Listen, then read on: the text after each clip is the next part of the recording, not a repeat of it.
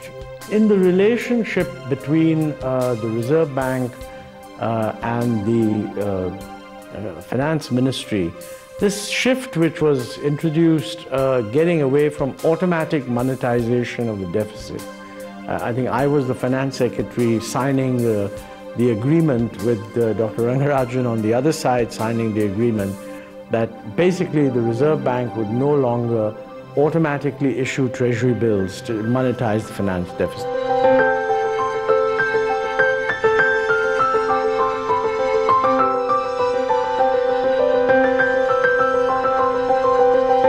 He's a very strong believer in women's rights, and he's a very strong believer that women must gain financial independence and must become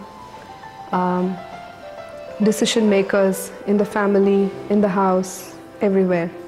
And that's an enduring value that he passed on to us. Very dynamic decision that was taken at that time, and all the received wisdom on it said don't do it. He did allow banks to open bank accounts for self-help groups. Self-help groups who were amorphous, non-registered bodies having no legal existence of their own. And it was not accounts in the name of the individual women, it was in the name of a self-help group. As a result of this single initiative, the SHG movement has now touched more than 2.2 million groups in the country. Dr. Rangarajan was also deeply involved with the reforms in the regional rural banks. At that time, the regional rural banks were bleeding at the rate of about 1 crore a day. And 196 banks, most of them were loss-making. It was Dr. Rangarajan's foresight which saw the recapitalization of the RRBs and the loosening of controls for them, including relocation of branches at better place of business, changing the mix between target and non-target groups, providing them better avenues for investment facilities, and so on. In Andhra Pradesh, when he was governor, as an economist, he had a deep interest in our work also at the cess here. We used to interact with him. He suggested a number of activities for our work also here. But I could see him far more exposed to grassroots realities here, because he used to visit various parts of Andhra Pradesh, meet people, common people, the poorer people. He told me a number of times how he was struck by the work being done by the Dwakra groups, the poor women, the self-help groups. And he had a very good impression about these self-help groups.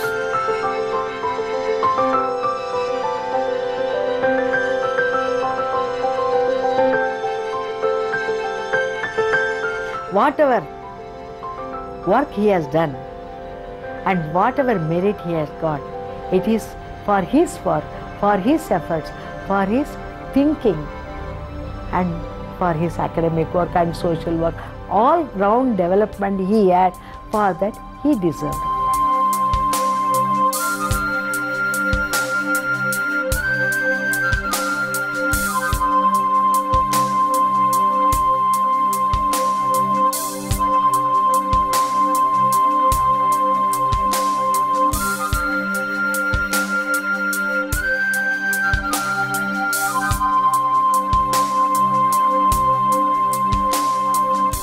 When we met with the Finance Commission, we said this is the right way to go about it. To get away from the central government taking loans and passing on loans to the states.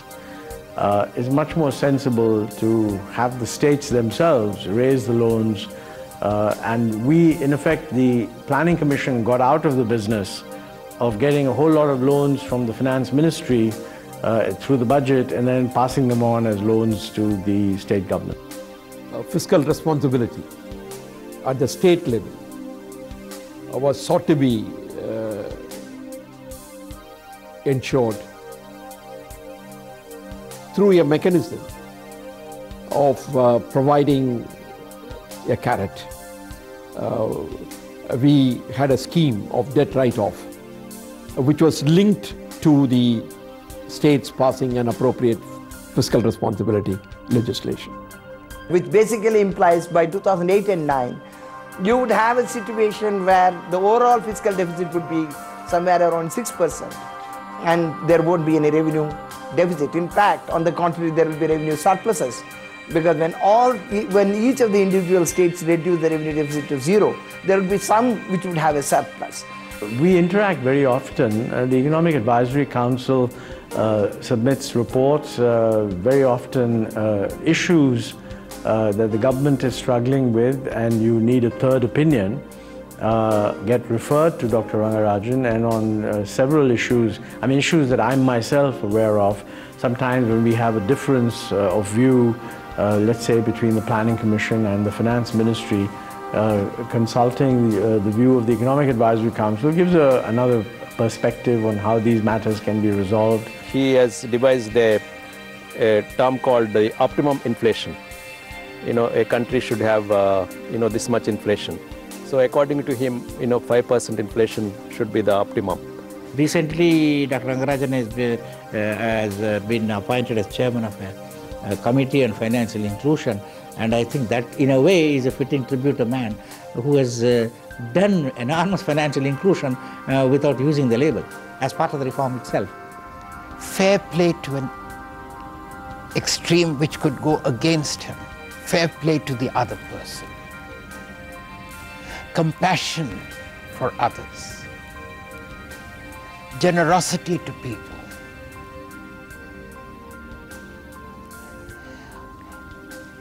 Helping people who hurt him. What I'm saying is, in this kind of dog-eat-dog world, which is the reality outside, this is why I had labeled him and summed it up as the Philosopher King.